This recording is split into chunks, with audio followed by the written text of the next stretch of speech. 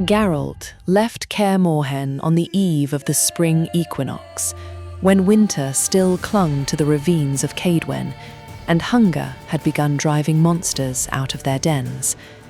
The timing was traditional.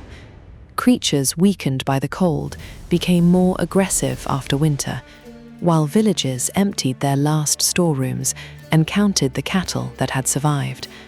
A witcher riding down from the mountains could usually find work before the roads fully thawed. Geralt found violence first. 2 days from the fortress, he came upon deserters robbing a peasant and stripping the man's daughter. One of them attacked him with an axe. Geralt evaded the first blow without drawing steel, but when the man came again, the training hammered into him at Kaer Morhen took control. His sword left its sheath. The deserter died beneath cuts that were technically faultless and entirely human in their consequence. The peasant fled instead of thanking him. Geralt was arrested in Neuhold, bound with his hands behind his back, and brought before Mayor Boulevard. The mayor considered witches malformed things, assembled from human parts, useful only when werewolves or forest creatures needed killing. In his judgment, Geralt had exceeded the narrow permission granted to his kind. A witcher could destroy monsters, but not men. The peasant eventually returned and testified that Geralt had acted in defense of him and his daughter. His words mattered less than the purse he slipped to the mayor. Geralt might still have escaped with nothing worse than a beating had Captain Rye's Carlton not arrived with armed riders and demanded that the young witcher be hanged for killing one of his deserters. Carlton acknowledged that his men had hunted women through the forest. He considered that an understandable response to a remote posting without taverns or brothels. The rope was already hanging when a black horse entered the square. Its rider had white hair, a long black leather coat reinforced with silver studs, and 2 sword hilts rising about his shoulder.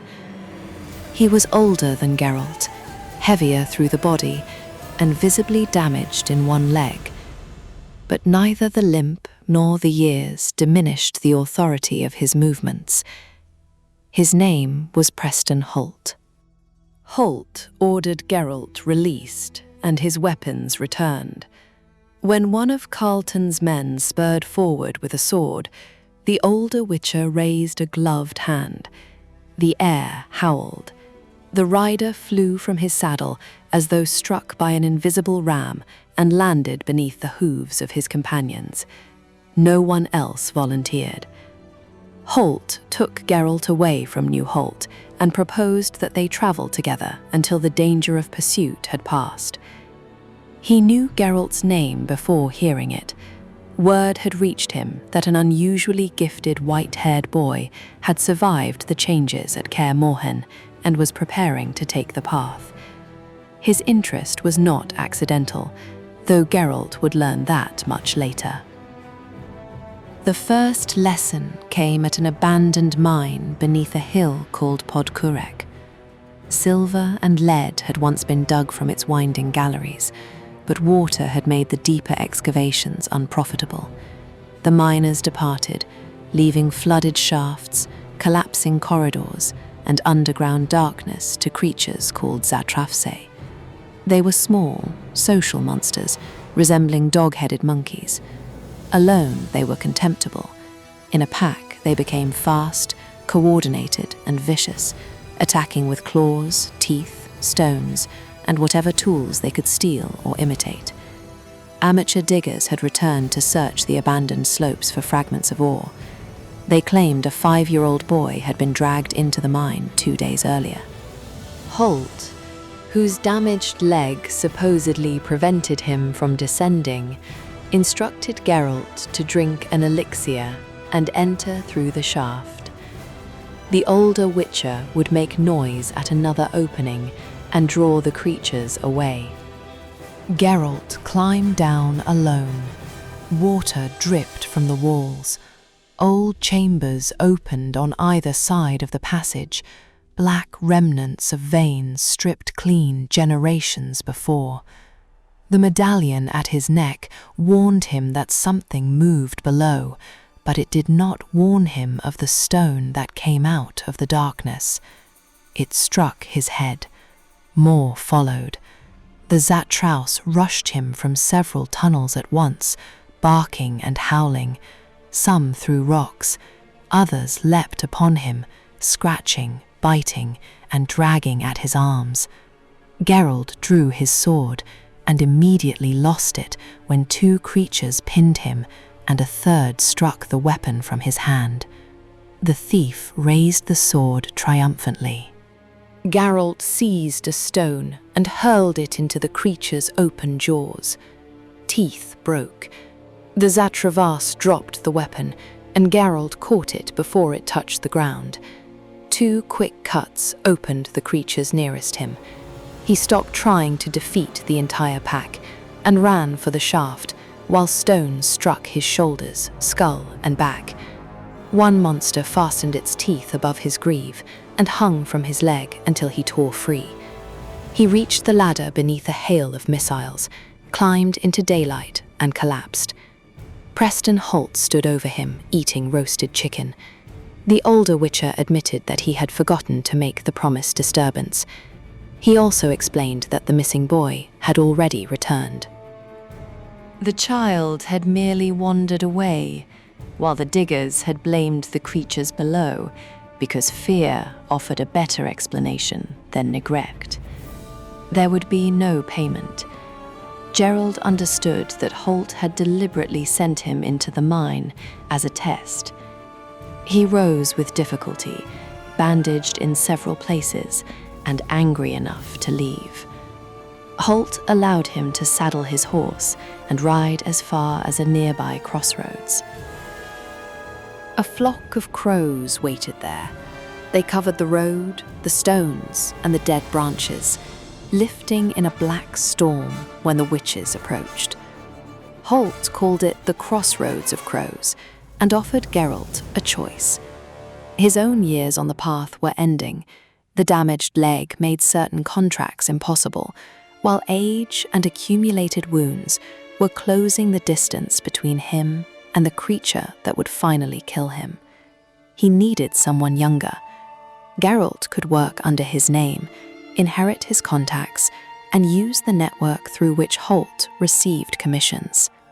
In exchange, Holt would teach him what Kaer Morhen had not: how contracts were negotiated, how men lied, how authorities protected themselves, and how a witcher remained alive after the monster was dead.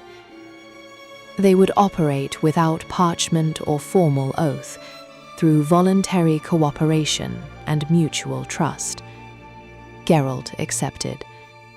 Rocamora, Holt's estate near Banfilm, became the first place beyond Kaer Morhen, where Geralt remained long enough to learn the shape of another life. Holt had bought it after a Meganora crippled his left leg.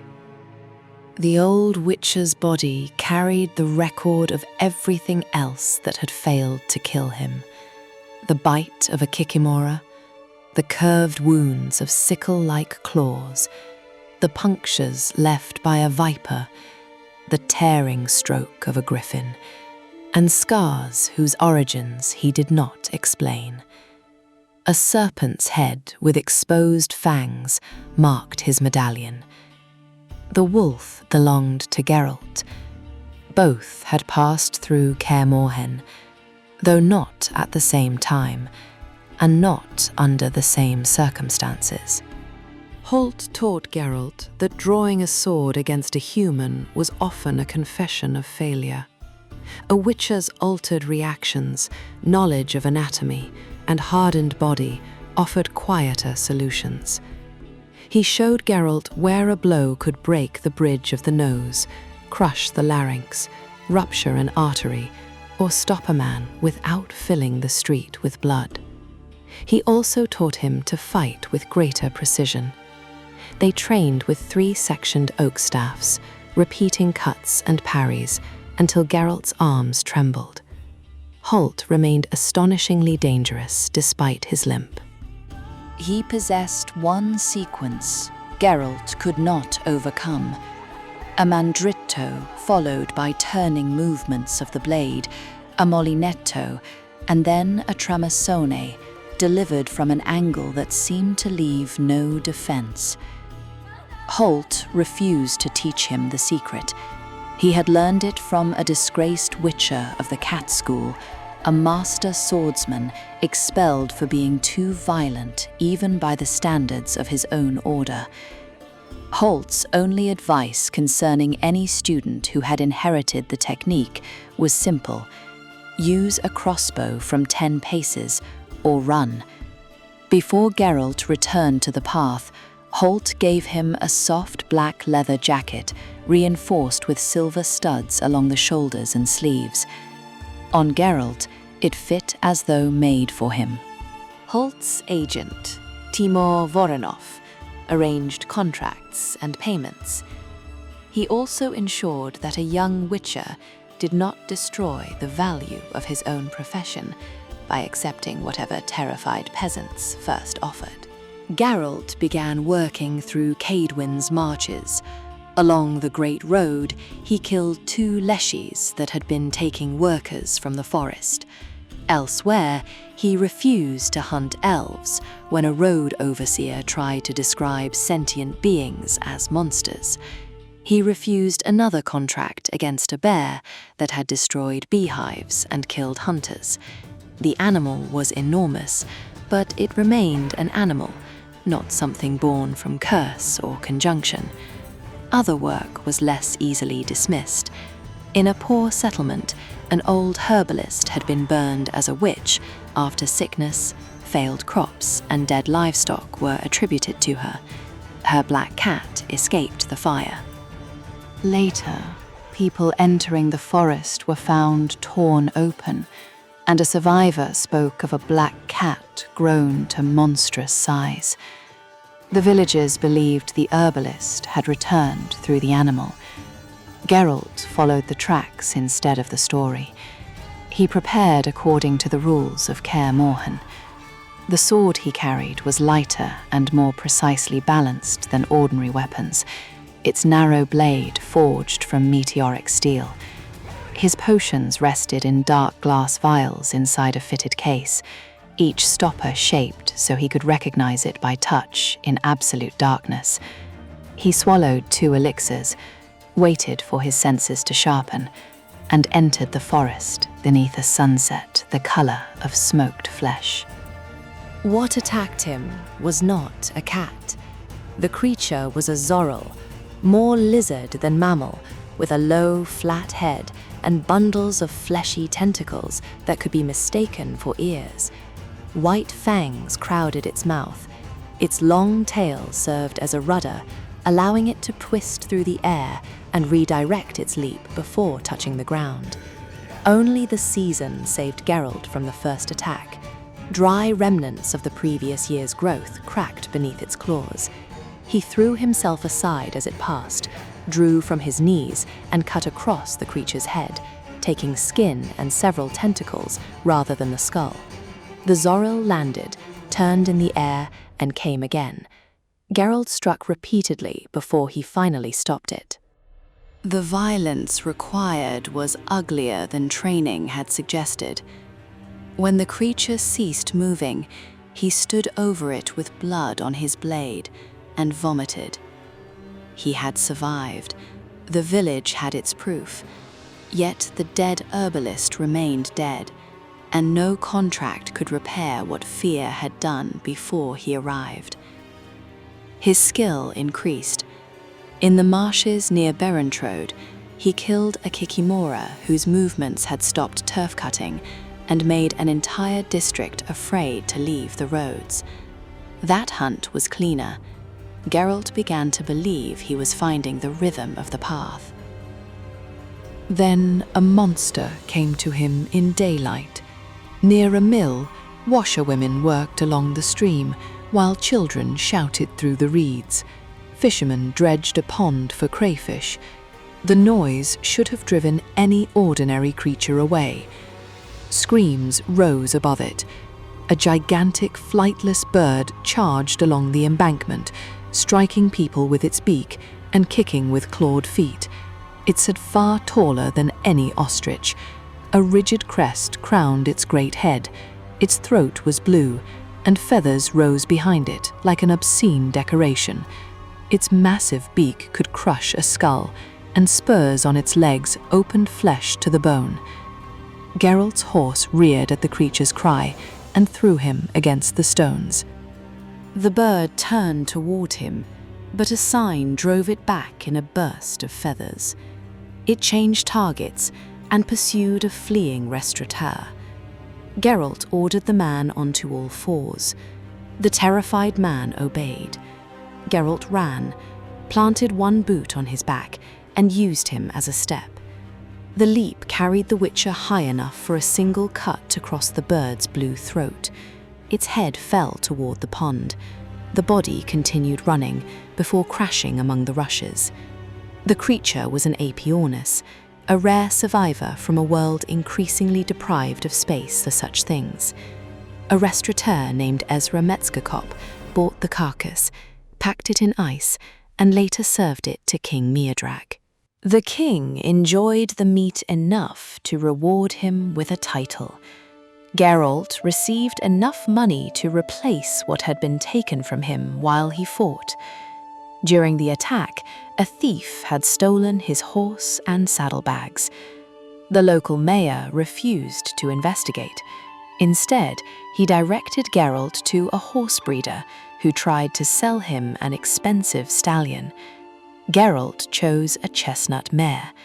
The breeder mocked him for turning away from proud pikes and choosing a small roach instead. Geralt laughed. He called the mare Roach, and afterward gave the same name to every mare he rode. By late summer, Geralt's work had carried him back towards the temple of Melatele at Elsborg, where he had been taught as a child. Neneke remembered him when he had barely reached her waist. Now he returned with white hair, altered eyes, and 2 swords. The temple itself was threatened. Authorities hostile to the priestess's treatment of women were preparing to expel them. The same people who mocked Melatele as superstition tolerated new sects that worshipped spiders, serpents, and monsters, but considered healers dangerous when they gave women control over their own bodies. Geralt had come for another reason. He wanted the truth about the attack on Kaer Morhen. The Witchers had raised him among the bones of the dead, and 7 names carved into stone. The story told to the boys was one of heroic defense. Fanatics had stormed the fortress, 7 witches had died, and the attackers had been destroyed. Mother Assumpta of Rivia gave him the part the legend concealed. Years before the attack, an anonymous work called Monstrum, or A Description of a Witcher, had spread throughout Kaedwen. It blamed witches for disease, miscarriage, crop failure, dead cattle, and every misfortune for which frightened people required a visible cause. The pamphlet was printed and distributed deliberately. Men read it aloud to those who could not read for themselves. In 1194, more than 100 armed fanatics marched on Kaer Morhen. When the walls were breached and the stronghold burned, 4 surviving witches joined hands and combined their signs, something their magic was never designed to do. The resulting force destroyed much of the attacking mob. It also killed the 4 who cast it. The survivors fled. There had been 8 witches at the fortress, not 7. The 8th was found alive beyond the walls, wounded during his escape. At that time, he called himself Reyndit, the Phantom Reyndit. Later, he reclaimed the name left with him as an infant in a Kovir orphanage, Preston Holt. Assumpta did not deny what Holt had become afterward. He had spent years saving people, breaking curses, and killing creatures that preyed on the helpless. But she warned Geralt that Holt was not the mentor he required. Geralt should leave Rockamora and discover his own road before the older witcher's unfinished past became his inheritance.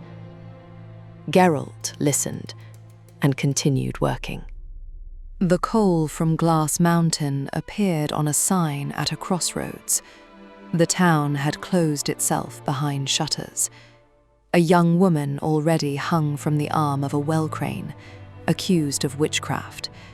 Another girl had been tied and dragged towards the same fate. Inside the mayor's house, something black and living was consuming a family.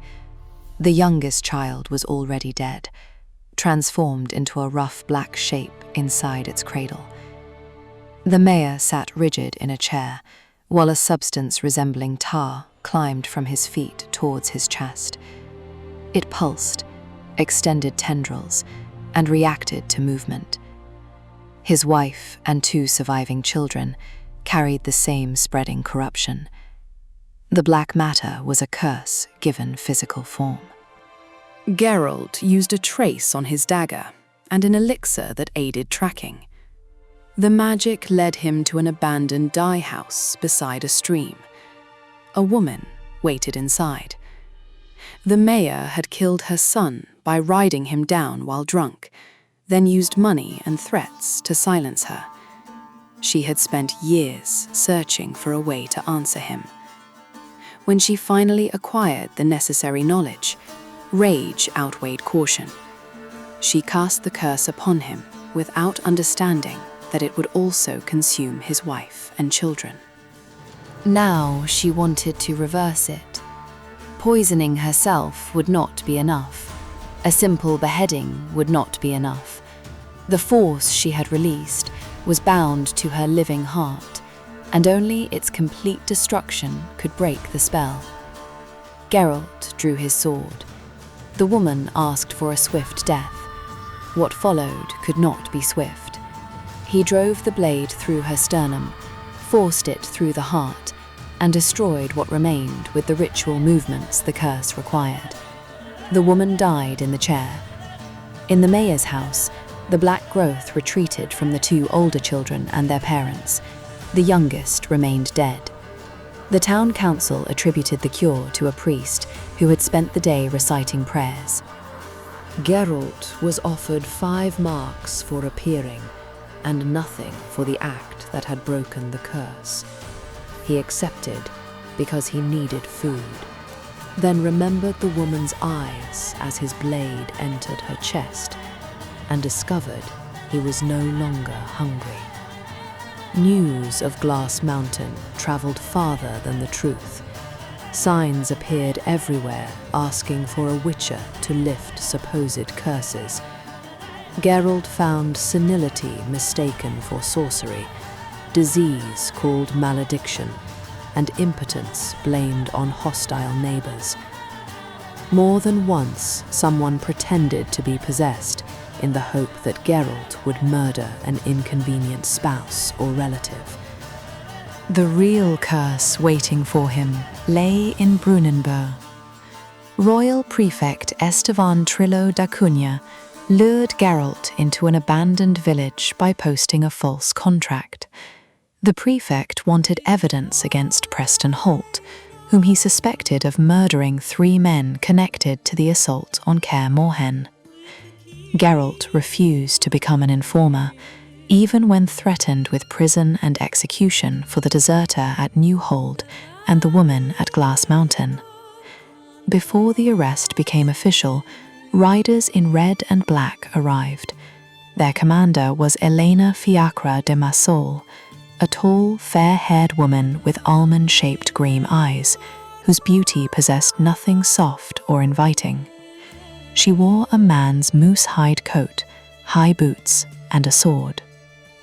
A word from her was sufficient to send the royal prefect back to Ard Carre. Elena required a witcher for the upper march. A 15-year-old girl had died at Brunanburh and begun rising from her grave. Her mother was a noblewoman who had fled Ardcarre after bearing a daughter fathered by her own father. The public explanation was therefore simple. Incest had produced a striga. The dead girl hunted around the cemetery and miners' settlement. People disappeared. Bodies were found torn and partially eaten. The salt mines began emptying because no wage was sufficient to keep workers near the grave. Margrave Luitpold Lindenbrog wanted the curse broken, not the creature killed. His chamber displayed the heads and hides of animals he had hunted. Above the fireplace hung the antlers of an enormous moose. In his hand he held a silver cup, decorated with fragments supposedly taken from the skull of a witcher killed at Kaer Morhen. The relic was a fraud, but his hatred was genuine. Two figures worked quietly at a loom in the corner, the Margrave's pale wife Deianira and their deaf-mute daughter Helceloid. The cloth growing beneath their hands carried a pattern like scales or overlapping plates. The Margrave dismissed them before speaking of the striga. He offered 500 Novigrad crowns if Geralt restored the girl. He also made clear that he considered witches unnatural and unnecessary, tolerated only because a professional was required to remove a danger he could not understand. Geralt entered the cemetery beneath a full moon. The old elven graves were weathered dolmens covered in moss. Newer human stones rose among them. The striga's crypt required no inscription. Bones scattered around the smooth marble slab marked it clearly enough. Geralt drank a potion and waited while his sight adjusted, until moonlit darkness became sharp as day. His hearing widened. Rats moving between the graves sounded close enough to touch. They fled first. Stone scraped against stone. The striga sprang from the tomb with enough force to rise twice the height of a man. She landed on a monument, crouched like an ape, and screamed. She was only about 4 feet tall, but the head above her narrow body was enormous and round. Bulging eyes burned beneath the brow. A broad, fish-like mouth opened around fangs as long as daggers. Her arms ended in long claws, and a strange scaled pattern marked her skin as though burned into it. Geralt's silver-studded glove proved she was vulnerable. His first blow sent smoke from her flesh. He tried to bind her with a silver chain. She seized it despite the burning metal and used it to pull him from his feet. She came down upon him, jaws snapping above his face, while saliva ran into his eyes. Geralt struck her ear repeatedly with silver until she rolled away. He formed Ard. Nothing happened. Fear broke through the elixir. He tried again, but the sign failed under hands made clumsy by panic. The creature rushed him, and the method he had learned for breaking the curse vanished beneath the immediate certainty of death. Geralt drew his sword. One turning cut opened the striga's neck. The head remained hanging from ruined tissue, while the body advanced blindly. A second blow severed it completely. Blood rose in a dark fountain. The corpse began changing before the heart stopped. Clawed limbs shortened. The misshapen body became that of a young girl. The scaled pattern remained briefly upon her skin and then faded. Geralt had ended the killings. He had also destroyed every possibility of saving her. The pattern revealed the truth. It matched the work on Deianira's loom.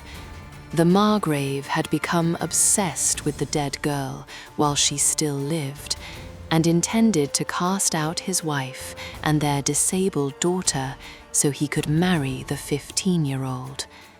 Deianira and her Saloide had woven the curse that transformed the girl after death.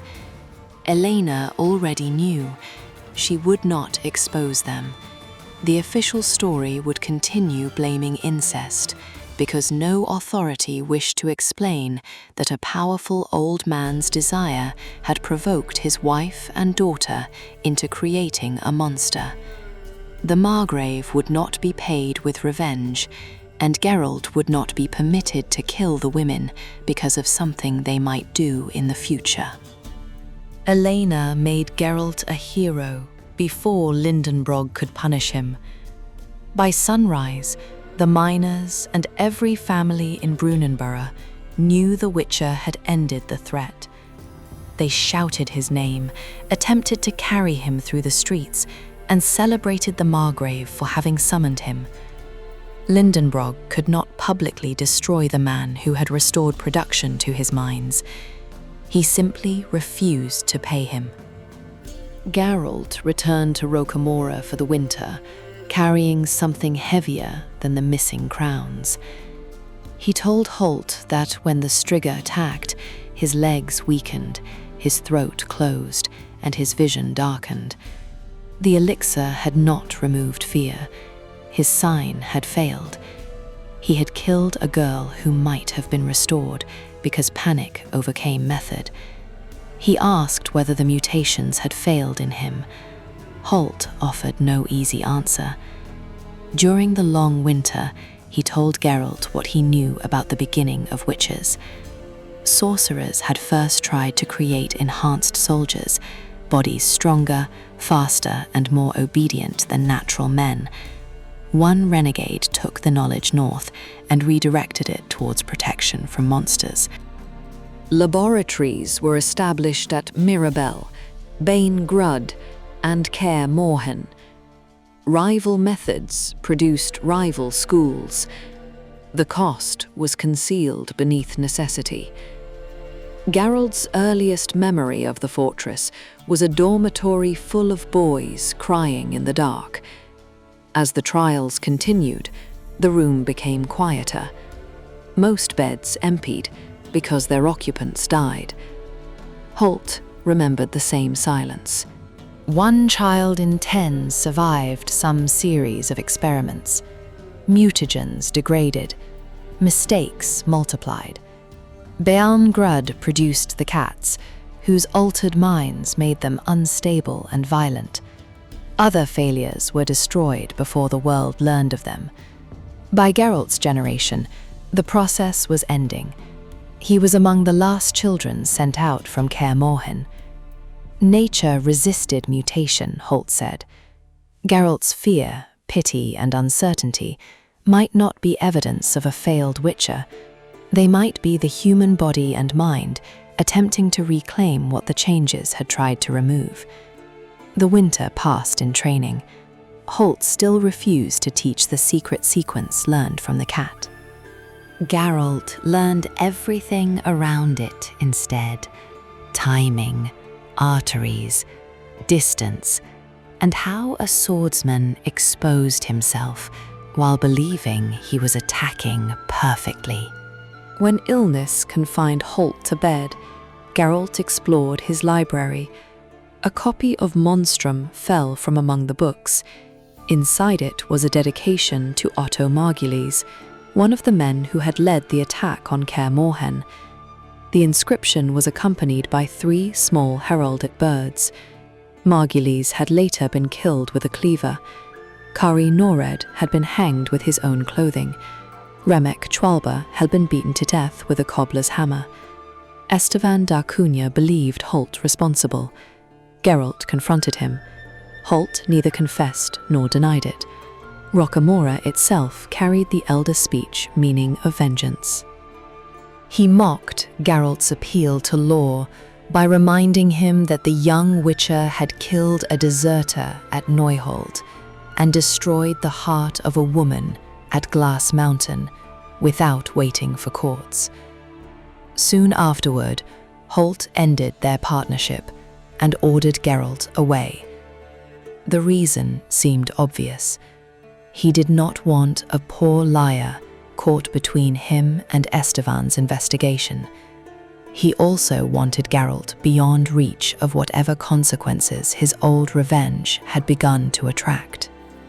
Geralt rode east into the lakeside march.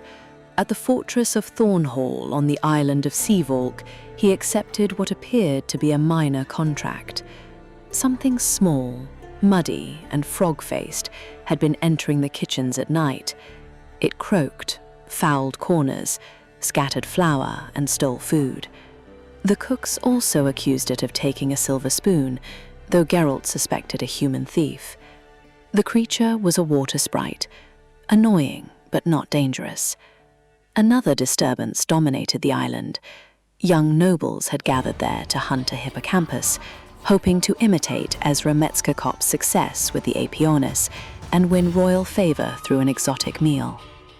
The upper body of a hippocampus resembled a horse shaped for water, while the hind part was fish-like. Despite the hunter's boasts, it fed on vegetation and avoided men. The hunt was an excuse for drinking. The Margrave's son, Count Frederick Vikinen, claimed a hippocampus had injured him. Vrai Natarav, the healer summoned to treat him, discovered that he had fallen drunk from the mast of his own cutter. Vrai was a short woman with dark hair and a warm, rounded face. She lacked the calculated beauty associated with many sorceresses, but there was immediate strength in her presence. Her magic stirred Geralt's medallion, while her manner made clear that she judged patients by wounds rather than species. The real prisoner at Thornhall was Frederick's sister, Ludmilla. She had fallen in love with Redfern Finnegan, heir to a family engaged in a hereditary feud with the Vikinans. The fathers opposed the match. Frederick despised Redfern and had been given command of the island to keep the lovers apart. During Geralt's patrol, his medallion reacted to a section of corridor wall. A nearly invisible outline had been drawn in charcoal. It was a magical door. When it opened, Geralt seized the man who emerged. The intruder fought with enough strength and skill to make Geralt work for every hold. Guards arrived before either one. The man was Redfern. Vrai had created the portal so he could reach Ludmilla and escape with her. Geralt's vigilance ruined the plan. Frederick rewarded him with another offer. The Count would withdraw the guards from Redfern's cell. Geralt was to lead the prisoner to the shore, break his neck, and throw the body into the lake. 200 crowns would purchase the service. Geralt looked at the purse and refused without dignifying the proposal with an answer. That night, he encountered the water sprite in the corridor. The small creature stared at him with bulging eyes, smelling of fish slime and mud. Geralt told it to go away. It croaked and continued toward the kitchen. The supposed monster lived. The human prisoner required rescue. Geralt used the planned hippocampus hunt to gain access to the cutter Nihil Novi. Primian Grohart, a brewer's son excluded from the highest ranks of the noble company, was eager for the fame of catching the creature. Geralt encouraged that ambition until the boat and crew could be diverted. Diego Mars, the fortress seneschal, had already decided to help the lovers. When he confronted Geralt at night, sword drawn, each discovered the other intended the same betrayal. Redfern and Ludmilla left Thornhall aboard the cutter, rather than in the small boat prepared for them. Bribed guards opened the harbour gate. Fog nearly stranded them on the lake. But Vrai waited on the distant shore and raised a magical light bright enough to pierce the mist. The lovers rowed away together. For his part, Geralt received no payment. Vrai gave him something more useful, a metal talisman set with heliodor. If he pressed the golden stone 3 times, she would receive the signal and come through a portal. Geralt hoped he would never need it. He chose a western forest road rather than follow the fugitive south. There he found the remains of a deer, bones broken and polished by teeth, beside a mound of dung and the print of a broad foot nearly 18 inches long. Forest brutes hunted nearby. They were humanoid creatures related to goblins, armed not only with fangs and claws, but clubs, crude blades, and tools stolen from victims. They moved in packs, ate almost anything, and left filth where they fed. A postilion's trumpet sounded ahead. Geralt reached a clearing where several brutes had pulled down a courier's horse and were eating it alive.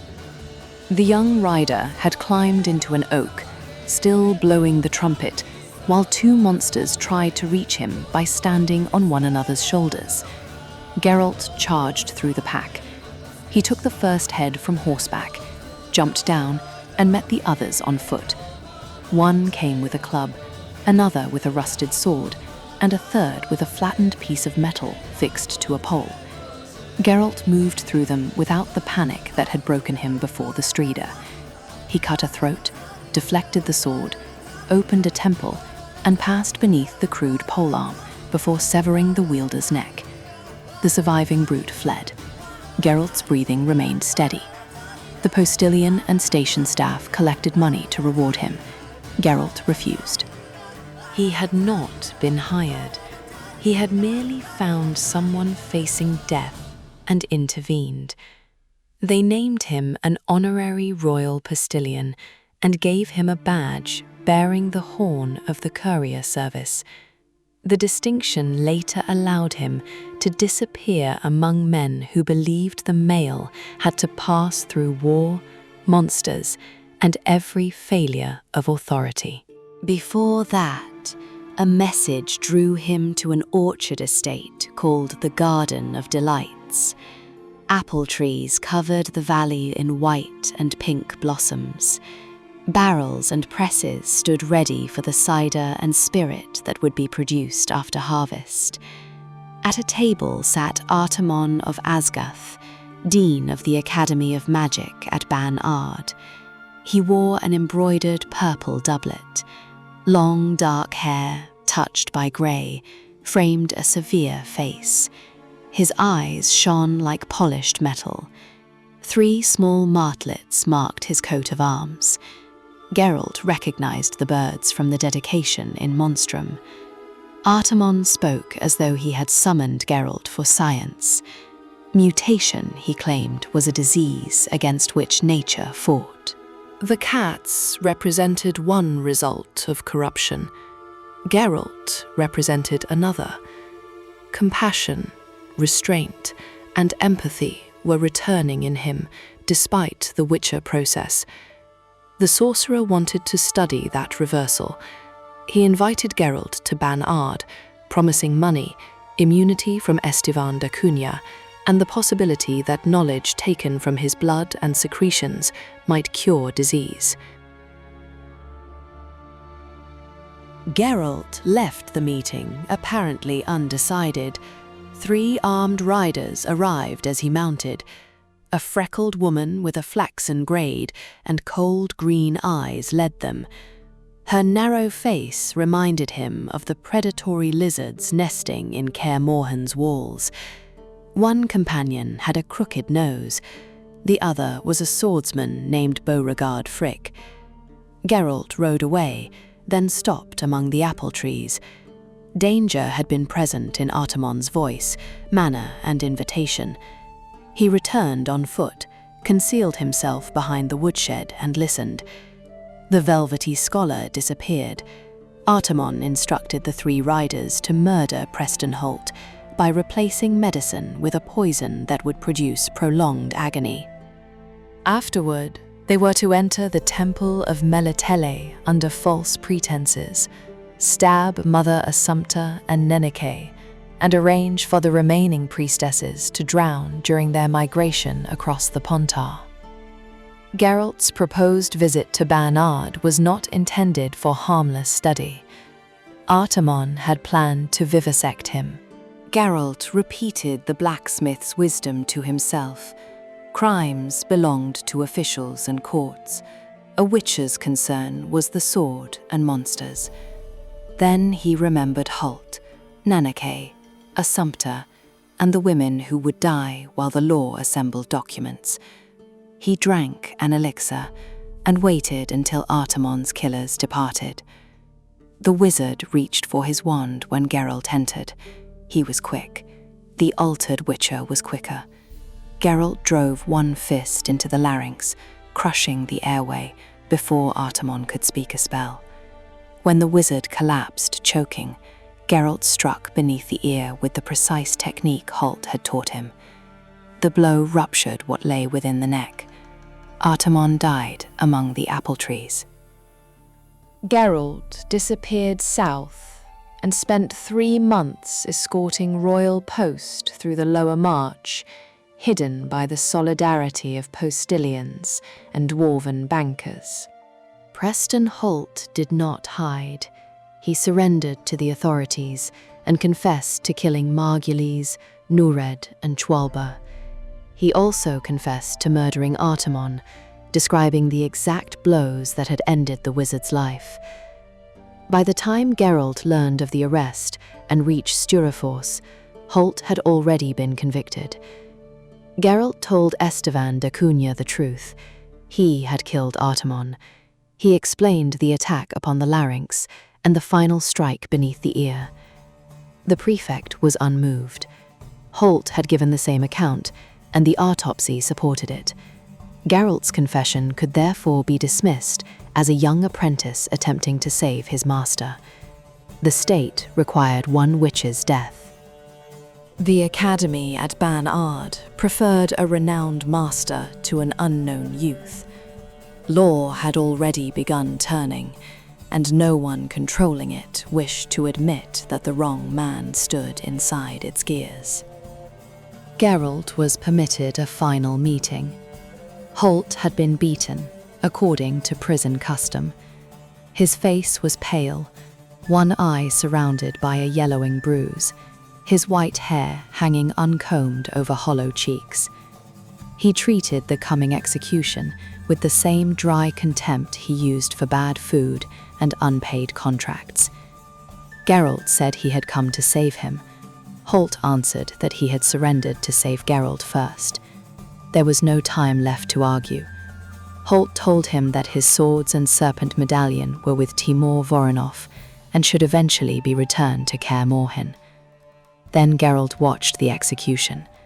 Holt walked to the low scaffold without assistance and sat against the post. An iron collar was locked around his neck.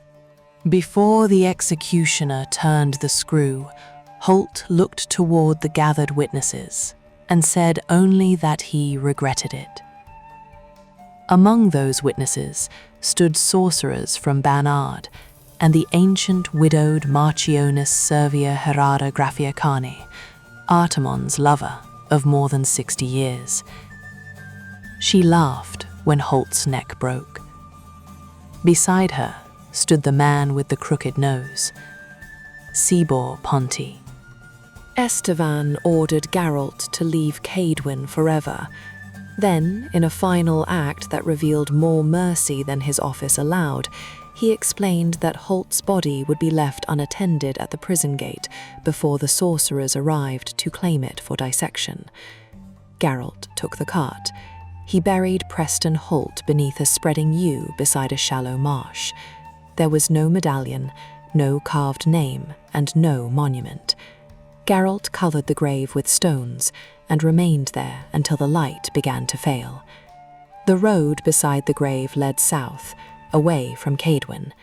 Geralt rode north.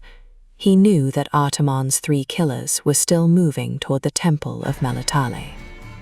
He found homesteads they had robbed, animals they had butchered, and people they had beaten. Once he saw a creature like the Baba Yaga gliding towards a village, and understood that someone there might soon need a witcher. He continued north because the danger to the temple was immediate. A crow circled over another crossroads. Geralt heard only cawing. A murdered trapper lay beside the road. Expensive furs remained on the cart, proving robbery had not been the purpose. What had been taken was less obvious, one of the heavy iron traps used for wolves. Geralt followed the 3 riders to ruins near Elsborg and waited until the hour before dawn. He believed surprise would compensate for numbers. His first step through the broken wall closed the trap around his calf. Iron teeth pierced flesh and drove against bone. The chain was pulled from concealment, dragging him across the ground. Before he could form a sign, a boot struck his elbow. Metal bars fell upon his head, hands, arms, ribs, and knee. Fingers broke. A bone in his forearm snapped. One attacker hammered the trap deeper into his leg. Meritxell stopped them before they killed him. She cut his forehead open deliberately so the blood would make their story convincing.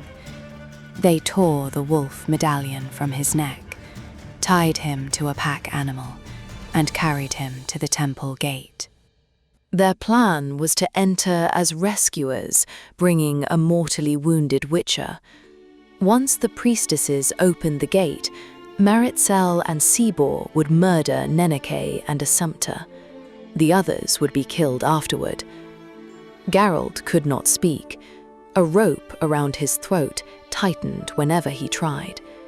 His broken fingers found the talisman at his belt. He pressed the Heliodor 3 times. The temple gate began opening. A glowing oval appeared before it, accompanied by a rising insect-like hum. Vrai Natarame stepped through the portal, saw Geralt, and understood. Mist and points of magical light burst from her hands. They swarmed around the attackers like furious insects, blinding horses and riders. The animals reared. Meritxell and Sibor were thrown down. Beauregard Frick remained mounted only long enough to turn his screaming horse and flee. The others followed on foot. Geralt fell as the priestesses reached him. For months, his world became pain. His leg had been crushed badly enough that amputation seemed possible. Vrai used magic to bind shattered bone, blood vessels and muscle, while Neneke assisted. His forearm was reset. The wound across his forehead was stitched. Swelling closed his hands. Every movement required help. He spent 13 weeks in bed before he could stand. His black jacket, boots, and clothing had been cut away. His swords, potions, and medallion were gone. Roach returned to the temple alone a week after the ambush, wearing only a torn rope halter. No one learned how she escaped or found the road. The priestesses rebuilt Geralt's potion supply. They could not replace the swords or wolf. Mother Assumpta entered trances while he lay unconscious. Afterward, she refused to see him. Through Neneke, she sent only one warning. Geralt stood at a crossroads. Neneke discovered the history behind everything. When Servia Graphia Cain was young, she and Artamon had a son. The child grew into a violent man, protected from every consequence by his mother and the sorcerer. He eventually attacked an older stranger outside a tavern and died after the intended victim defended himself. The stranger disappeared. Rumor called him a witcher. Servia and Artamon answered one death with a campaign against an entire order. Artamon wrote Monstrum. Together they helped finance and organize the attack on Kaer Morhen. Holt eventually hunted and killed 3 of its leaders. Geralt killed the author. Servia sent her people against both witches and the temple. Nenike reminded Geralt that revenge delighted shallow and primitive minds. It placed a person outside the law. Then she told him to kill the bastards. Timur Voronov had bought Holt's confiscated estate after superstitious bidders refused to approach it. Rockamora was renamed Sunny Valley. Voronov returned Holt's swords and produced a sealed letter left for Geralt. The silver blade was finely made, with a round pommel and elder runes promising that its spark would pierce darkness. Holt's letter contained a second confession. He had known Artamon wrote Monstrum. He had deliberately found Geralt near Neuhold and rescued him, because illness and age were preventing him from completing his revenge. The mine, the training, the anatomy lessons, and the pamphlet left where Geralt could find it had all been parts of a plan. Holt had intended to shape Geralt into Artamon's executioner. Then he had reconsidered. Sending Geralt away from Rockamora was an attempt to prevent the young witcher from becoming another killer driven by old blood. Holt had surrendered because Geralt nevertheless killed Artamon, and he refused to allow the boy to die for the crime he had been manipulated toward committing. On the back of the letter, Holt had drawn swordsmen in several positions.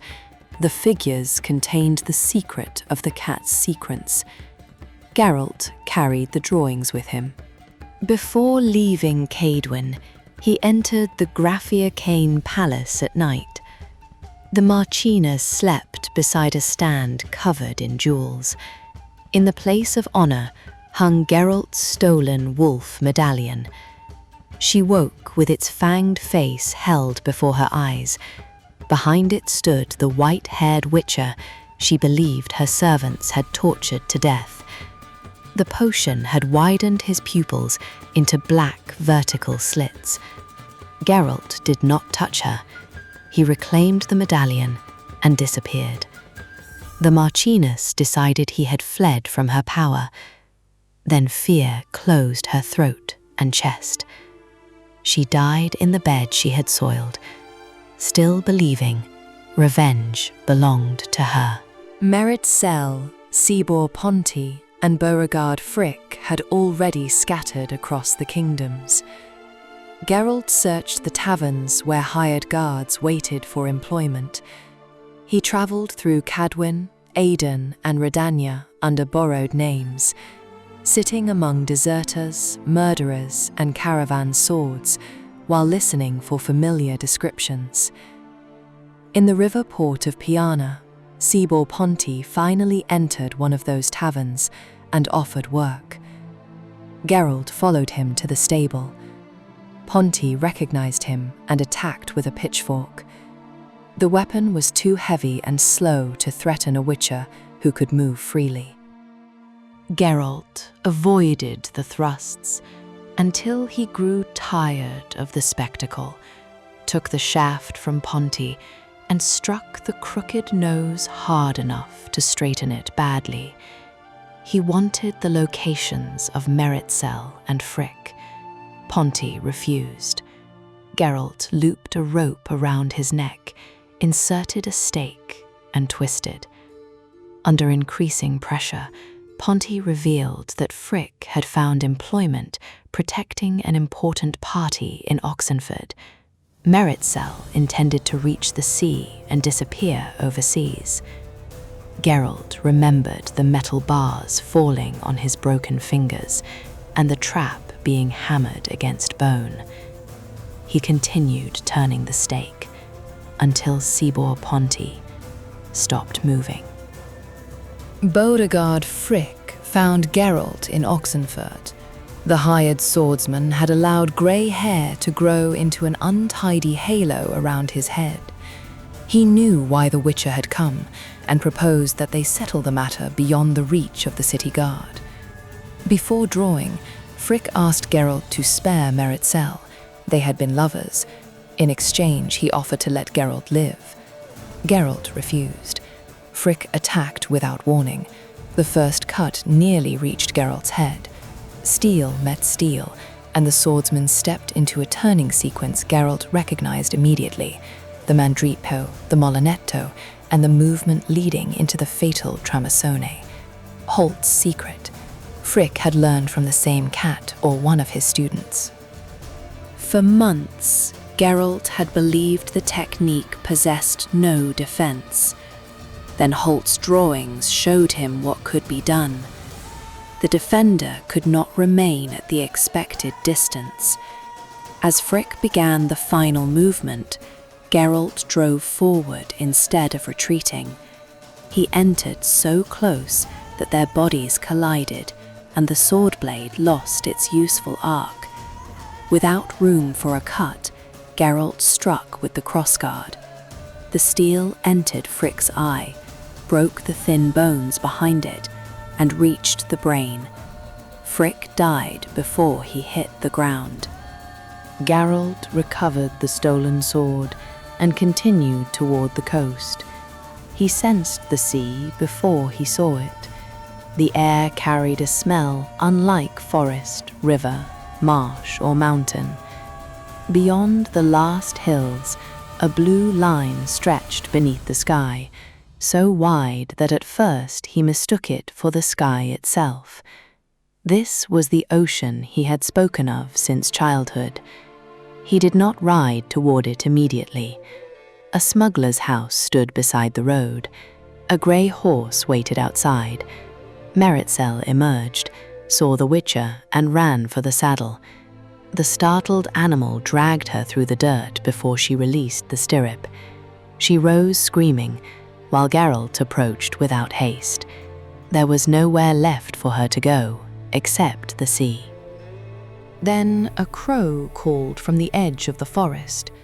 This time, Geralt listened. Movement passed through the high grass above the road. A long, flat creature descended the slope, its reddish body divided into armored segments. Each segment carried a pair of bright yellow legs, moving in rippling sequence. Long antennae tested the air above a dark brown head, and powerful jaws opened beneath them. A scolopendromorph. Several children were playing in exposed sand directly in its path. Meritxell regained her feet, mounted Roach, and fled around the bend. Geralt did not follow. Her crimes, the trap, the broken bones, and the months of pain ceased to be the most immediate thing in the world. The monster continued toward the children. Geralt drew Preston Holt's silver sword. The runes caught the daylight, while wind from the sea moved through the grass. At the first Crossroads of Crows, he had followed an older Witcher, carrying vengeance towards its end. At the next, he had ignored the warning and nearly died. Here, with the ocean before him and the last object of his revenge escaping behind him, he understood what the crow had shown him. He turned away from Meritxell. The Witcher walked toward the monster.